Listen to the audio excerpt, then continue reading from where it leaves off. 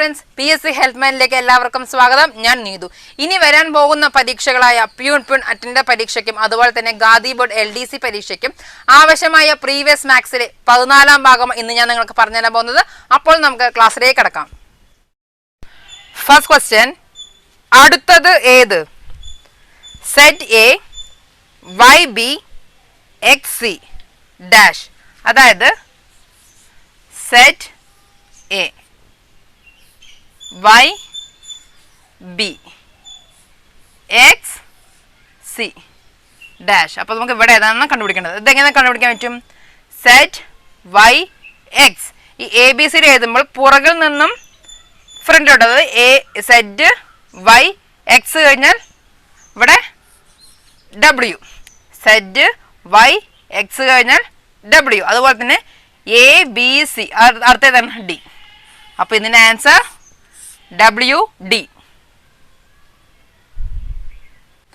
അടുത്ത ക്വസ്റ്റ്യൻ, അടുത്ത സംഖ്യ ഏത്? 4 25 64 ഡാഷ്. 4 25 64 ഡാഷ്. നമുക്ക് ഇതാണ് കണ്ടുപിടിക്കേണ്ടത്. 4 25 64 എങ്ങനെയൊക്കെ ഒന്ന് നോക്കാം. 4 എന്ന് പറയുന്നത് 2ന്റെ സ്ക്വയറാണ് 4. 25 5ന്റെ സ്ക്വയറാണ് 25. 64 8ന്റെ സ്ക്വയർ. അതായത് 2 5 8. അതായത് 2 + 3 5. 5 + 3 8. 8 + 3 എത്രയാണ്? 11. അപ്പോൾ ഇവിടെ വരുന്നത് 11ന്റെ സ്ക്വയർ ആയിരിക്കും. 11ന്റെ സ്ക്വയർ എന്ന് പറഞ്ഞാൽ എത്ര ആയിരിക്കും? 121. അപ്പോൾ ആൻസർ 121. അടുത്ത question, plus equal to into, minus equal to ഹരണം, ഇൻറ്റു ഈക്വൽ ടു മൈനസ്, ഹരണം ഈക്വൽ ടു പ്ലസ് ആയാൽ 8 + 6 - 2 ഹരിക്കണം 3 ഇൻറ്റു 4 എത്ര? 8 + 6 - 2 ഹരിക്കണം 3 ഇൻറ്റു 4. ഇതെങ്ങനെ ചെയ്യാൻ നോക്കാം. അതായത് പ്ലസ് ഈക്വൽ ടു ഇൻറ്റു എന്ന് കൊടുത്തിട്ടുണ്ട്. അതായത് പ്ലസിൻ്റെ സ്ഥാനത്ത് ഇൻറ്റു ഇട്ടിരിക്കണം. അതായത് 8 ഇവിടെ പ്ലസ് ആണ്, പ്ലസ് ഏതാണ്? ഇൻറ്റു 6. ഇനി അടുത്തത് -2 ആണ്. മൈനസിൻ്റെ സ്ഥാനത്ത് ഏതാണ്? ഹരിക്കൽ. ഹരണം 2. ഇനി അടുത്തത് ഹരിക്കണം 3 ആണ്. ഹരണത്തിൻ്റെ സ്ഥാനത്ത് പ്ലസ് ആണ്. അപ്പോൾ +3 ഇൻറ്റു 4 ആണ്. ഇൻറ്റുവിൻ്റെ സ്ഥാനത്ത് -4. അപ്പോൾ ഇതാണ് നമുക്ക് ചെയ്യേണ്ടത്. ആദ്യം നമുക്ക് ചെയ്യാം. അപ്പോൾ ആദ്യം ഇത് ബോർഡ് മാസ് ആണ്. നമുക്ക് ആദ്യം ഹരിക്കണം. അപ്പോൾ 6 ഹരിക്കണം 2 എന്ന് പറയുന്നത് എത്രയാണ്? 3. അപ്പോൾ 8 ഇൻറ്റു 3 + 3 - 4. ഇനി അടുത്തത് ഇൻറ്റു ആണ്. 8 ഇൻറ്റു 3 24 + 3 - 4. 24 + 3 27 - 4 equal to 23. ഈ ഓപ്ഷൻ ചോദ്യം ഇല്ലാത്തത് കൊണ്ട് ഈ PSC ചോദ്യം ക്യാൻസൽ ചെയ്തിരുന്നു. അപ്പോൾ ഇത് ശരിയായ ആൻസർ 23. അടുത്ത ക്വസ്റ്റ്യൻ, കൂട്ടത്തിൽ ബന്ധമില്ലാത്ത സംഖ്യ കണ്ടെത്തുക. Option A √81. Option B √256.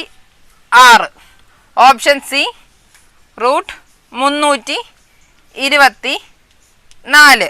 Option D √567. ഇതിൽ കൂട്ടത്തിൽ ബന്ധമില്ലാത്ത സംഖ്യ ഏതെന്നാണ് ചോദ്യം. നമുക്ക് കണ്ടുപിടിക്കാം.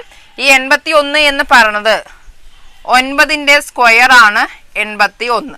അതായത് √81 പറയുന്നത് 9. √81 പറയുന്നത് 9. ഇനി അടുത്തത് √286. ഈ 286 എന്തിൻ്റെയാണ്? 16ന്റെ സ്ക്വയർ ആണ് 256. അപ്പോൾ √286 എന്ന് പറയുന്നത് 16. അതുപോലെ 324. 324 ഏതിൻ്റെയാണ്? 18ന്റെ സ്ക്വയർ ആണ് 324. അപ്പോൾ √324 എന്ന് പറയുന്നത് 18. ഇനി √567. ഇത് ഏതിൻ്റെ സ്ക്വയർ ആണ്? ഏതിൻ്റെ സ്ക്വയർ അല്ല. അപ്പോൾ അതുകൊണ്ട് ഇതൊരു പൂർണ്ണ വർഗസംഖ്യ അല്ലാത്തത് കൊണ്ട് ഇതെല്ലാം പൂർണ്ണ വർഗസംഖ്യയാണ്.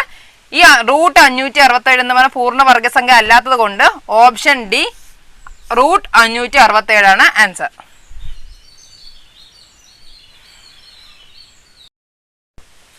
അടുത്ത ക്വസ്റ്റ്യൻ 5 × 6 103, 7 × 8 144, 8 × 10 165 ആയാൽ 9 × 4 എത്ര?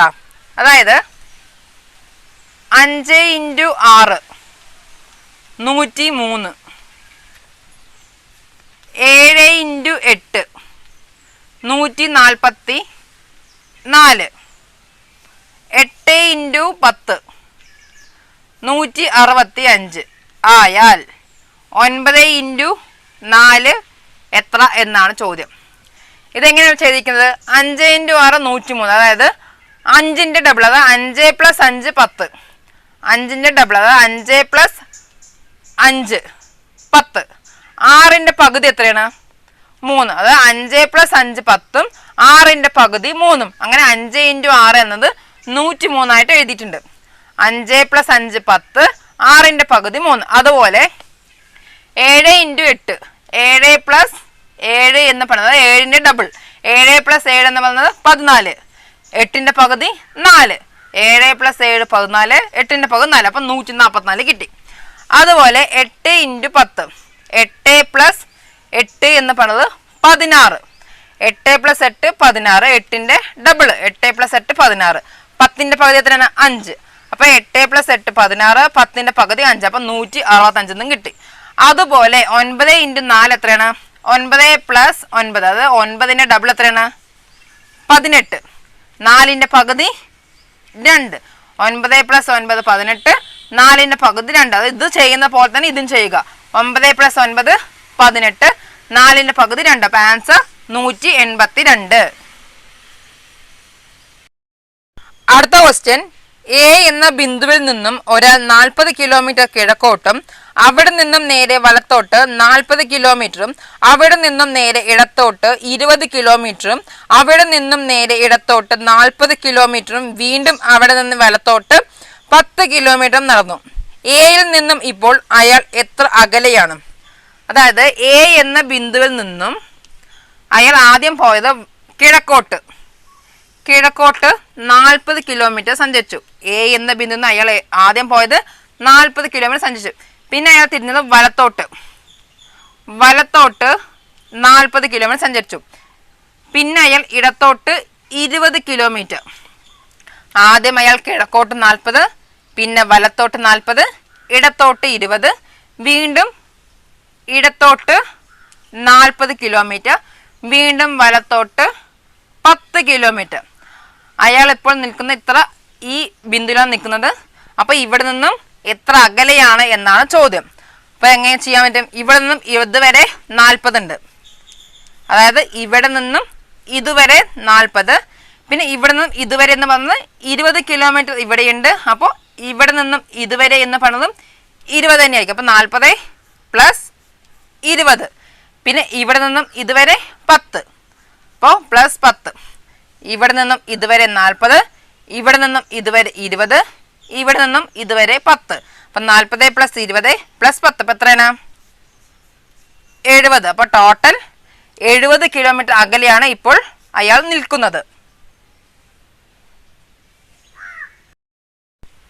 അടുത്ത ക്വസ്റ്റ്യൻ, ഒരു സമപാർശ്വ ത്രികോണത്തിന്റെ തുല്യമല്ലാത്ത വശം 4/3 സെന്റിമീറ്റർ ആണ്.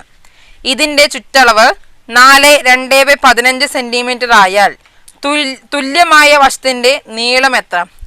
അതായത് ഒരു സമപാർശ്വ ത്രികോണം എന്ന് പറഞ്ഞാൽ രണ്ട് വശം തുല്യമായ ഒരു ത്രികോണത്തിനെയാണ് നമ്മൾ സമപാർശ്വ ത്രികോണം എന്ന് പറയാം. രണ്ട് വശം തുല്യമായ, രണ്ട് വശം തുല്യമാണ്, ആ തുല്യമായ ഒരു ത്രികോണത്തിനെയാണ് നമ്മൾ എന്ത് പറയാ? സമപാർശ്വ ത്രികോണം എന്ന് പറയാ. ഇത് തുല്യമല്ലാത്ത വശം തന്നിട്ടുണ്ട് 4/3. തുല്യമല്ലാത്ത വശത്തിന്റെ നീളം എത്രയാണ്? 4/3. ഈ സമപാർശ്വ ത്രികോണം ചുറ്റളവ് എത്രയാണ് തന്നിരിക്കുന്നത്? 4/2/15. നമുക്ക് തുല്യമായ വശത്തിന് പേര് കൊടുക്കാം എ എന്ന്. അപ്പോൾ ഇതിന് ചുറ്റളവ് എന്ന് പറഞ്ഞാൽ ഈ മൂന്ന് വശവും കൂടി കൂട്ടിക്കഴിഞ്ഞാൽ അതായത് മൂന്ന് വശത്തിന്റെ തുകയാണ് എന്ത് 4/2/15. മൂന്ന് വശത്തിന്റെയും തുകയാണ് എന്ത് 4/2/15. അപ്പൊ ഈ 4/2/15 നിന്നും 4/3 മൈനസ് ചെയ്താൽ ഈ രണ്ട് വശത്തിന്റെയും തുക കിട്ടും. 4/2/15 4/3 അത് തുല്യമല്ലാത്ത വശമാണ് 4/3. അപ്പൊ ചുറ്റളവായ 4/2/15 നിന്നും തുല്യമല്ലാത്ത വശമായ 4/3 എന്നുള്ളത് മൈനസ് ചെയ്ത് കഴിഞ്ഞാൽ ഈ രണ്ട് തുല്യമായ വശത്തിന്റെ തുക കിട്ടും. അപ്പൊ ഇതെങ്ങനെയാ ചെയ്യാൻ നോക്കാം. ഇതൊരു മിശ്ര ഭിന്നമാണ്. അത് നമുക്ക് സാധാ ഭിന്നമാക്കാം. അപ്പൊ എന്ത് ചെയ്യാം 15 × 4 ഇവിടെ ഇൻറ്റു ചെയ്യണം, ഇവിടെ പ്ലസ് ചെയ്യണം. 15 × 4 എത്രയാണ് 60. 60 + 2 62. അപ്പൊ 62/15 മൈനസ് 4/3.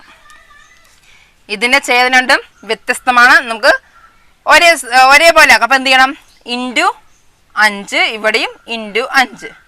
അപ്പൊ അത്രയേ 62 മൈനസ് 5 × 4 എത്രയാണ് 20 ബൈ 5 × 3 15 ഇവിടെയും 15. അപ്പൊ രണ്ടും 15 എന്നൊക്കെ ഒന്ന് എഴുതാം. അപ്പൊ 62 മൈനസ് 20 എന്ന് പറഞ്ഞത് 42/15. ഈ 42/15 എന്ന് പറഞ്ഞത് ഈ തുല്യമായ രണ്ട് വശത്തിൻ്റെയും തുകയാണ്. നമുക്ക് ഒരു വശമാണ് നമുക്ക് ചോദിച്ചിരിക്കുന്നത്. ഒരു വശം എത്രയാണ് എന്നാണ് ചോദ്യം. ഇപ്പൊ രണ്ട് തുല്യമായ വശത്തിന്റെ തുകയാണ് 42/15. നമുക്കിത് എങ്ങനെ ചെയ്യാം 42/15 പകുതി കാണണം. രണ്ട് വശത്തിന്റെയും തുകയാണ് 42/15. നമുക്കതിന്റെ പകുതി കണ്ടാൽ ഒരു വശത്തിന്റെ നീളം നമുക്ക് കാണാൻ പറ്റും. അപ്പൊ എങ്ങനെ പകുതി കാണാം 42/15/2. എല്ലാ നമ്പറിന്റെയും താഴത്ത് 1 എന്നുണ്ട്, അത് /1 എന്നുണ്ട്. അപ്പൊ ഞാൻ ഇവിടെ 2/1 എന്ന് ഇടുന്നുണ്ട്. അത് നമുക്ക് തിരിച്ചിട്ട് ഗുണിക്കുമ്പോൾ കറക്റ്റായി വരാനാണ് ഞാൻ അങ്ങനെ ചെയ്യുന്നത്. അപ്പൊ 2 ടു പകുതി കാണാൻ നമുക്ക് എപ്പോഴും 2 ചെയ്യേണ്ടത്. 2/1 ഇട്ടും. അപ്പൊ എങ്ങനെ ചെയ്യാം 42/15 തിരിച്ചിട്ട് ഗുണിക്കുമ്പോൾ 1/2 എന്ന് വരും. 2 42 എത്രയാണ് 21. അപ്പൊ 21/15.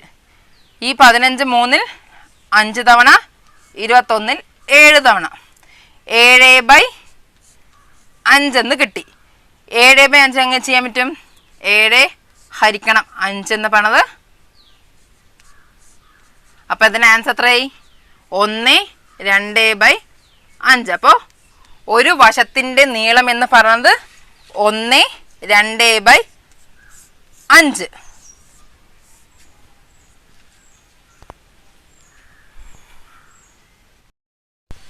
അടുത്ത ക്വസ്റ്റ്യൻ, ഒരു സംഖ്യയിൽ നിന്നും 1/2 കുറച്ച് കിട്ടിയതിനെ 1/2 കൊണ്ട് ഗുണിച്ചപ്പോൾ 1/8 കിട്ടിയെങ്കിൽ സംഖ്യ ഏത്? അതായത് ഒരു സംഖ്യ നമുക്ക് x എന്ന് എടുക്കാം. ഒരു സംഖ്യയിൽ നിന്നും 1/2 കുറച്ച് ആ സംഖ്യയിൽ നിന്നും 1/2 ഗുണിച്ചപ്പോൾ എത്ര കിട്ടി 1/8 കിട്ടി. അപ്പൊ സംഖ്യ അതായത് x എത്ര എന്നാണ് ചോദ്യം. അപ്പൊ എങ്ങനെ ചെയ്യാൻ പറ്റും x മൈനസ് 1/2 ഈക്വൽ ടു 1/8.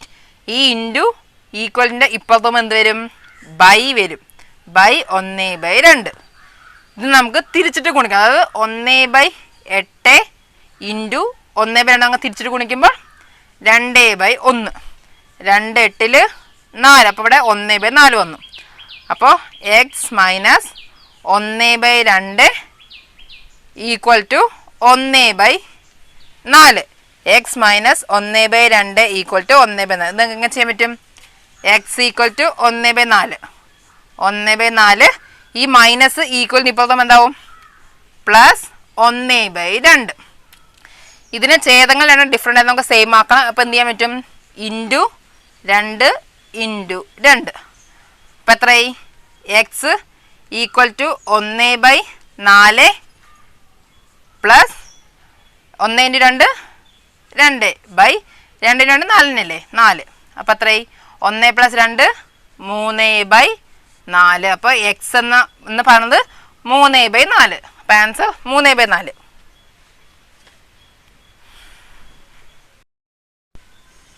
അടുത്ത ക്വസ്റ്റ്യൻ, ഒരു ക്ലോക്കിലെ സമയം അതിൻ്റെ എതിർവശത്തിരിക്കുന്ന കണ്ണാടിയിൽ 4:40 തോന്നുന്നുവെങ്കിൽ ക്ലോക്കിൻ്റെ യഥാർത്ഥ സമയം എത്ര?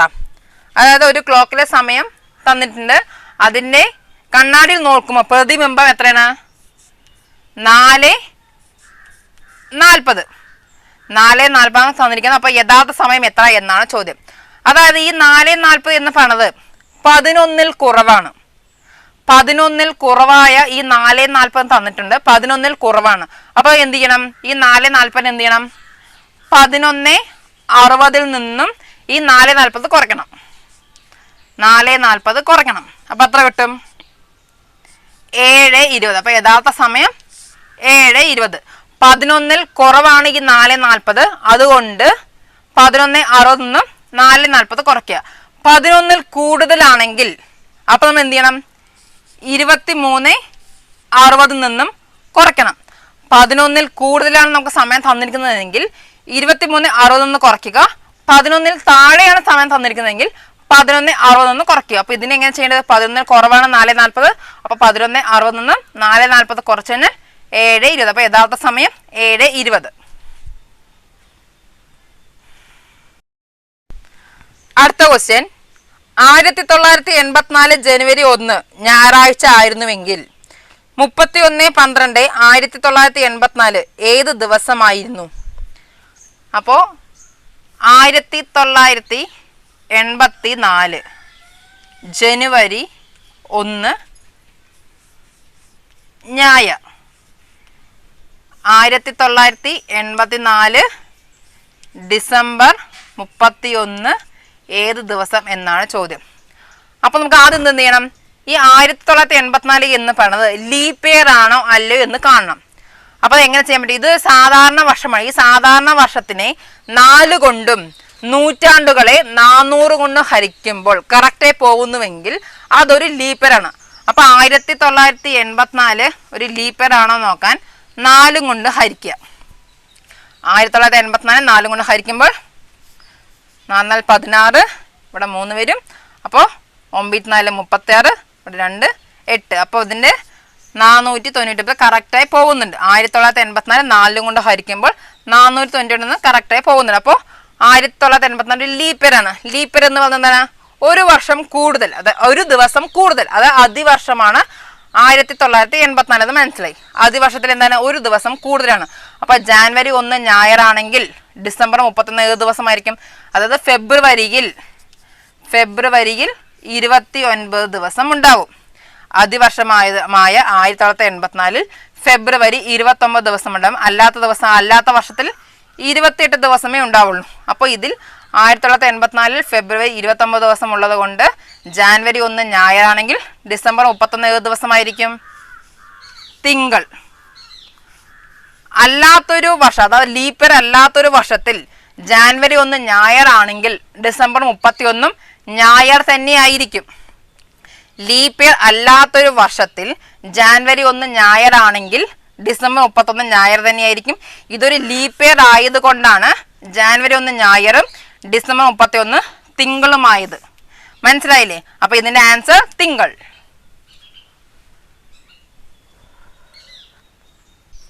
ഈ ക്ലാസ് നിങ്ങൾക്ക് ഇഷ്ടമായെന്ന് കരുതുന്നു. ഇഷ്ടമായെങ്കിൽ ലൈക്ക് ചെയ്യൂ, ഷെയർ ചെയ്യൂ, സബ്സ്ക്രൈബ് ചെയ്യൂ. സബ്സ്ക്രൈബ് ബട്ടൺ അടുത്ത് കാണുന്ന ബെൽ ഐക്കൺ ക്ലിക്ക് ചെയ്താൽ ഞങ്ങളിടുന്ന വീഡിയോസ് നിങ്ങൾക്ക് അപ്പോൾ തന്നെ നോട്ടിഫിക്കേഷനായി ലഭിക്കുന്നതായിരിക്കും. താങ്ക്